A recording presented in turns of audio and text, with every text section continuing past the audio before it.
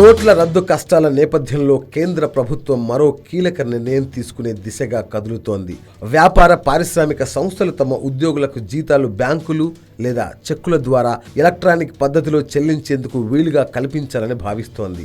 ఇందుకోసం వేతనాల చెల్లింపు చట్టం 1936లో మార్పులు చేస్తూ ఆర్డినెన్స్ తీసుకురావాలని కేంద్రం భావిస్తున్నట్లు ప్రభుత్వ వర్గాలు తెలిపాయి. ఇందుకు సంబంధించి వేతనాల చెల్లింపు సవరణ బిల్లు 2016ను ఈ నెల 15న లోక్సభలో ప్రవేశపెట్టిందని, వచ్చే పార్లమెంటు బడ్జెట్ సమావేశాల్లో ఇది ఆమోదం పొందే అవకాశం ఉందని ప్రభుత్వ వర్గాలు తెలిపాయి. అయితే ఈ 2 నెలలు ఆగడం వల్ల ఉద్యోగులకి జీతాలు పొందడంలో సమస్యలు ఎదురయ్యే అవకాశం ఉండడంతో ఆర్డినెన్స్ తీసుకురావాలని భావిస్తున్నదని ఆ వర్గాలు చెప్పాయి. పార్లమెంటు సమావేశాలు లేనప్పుడు ప్రభుత్వం అత్యవసర విషయాల్లో ఆర్డినెన్సులు జారీ చేసి వాటిని 6 నెలల్లోపు పార్లమెంట్లో ఆమోదింపజేస్తారు.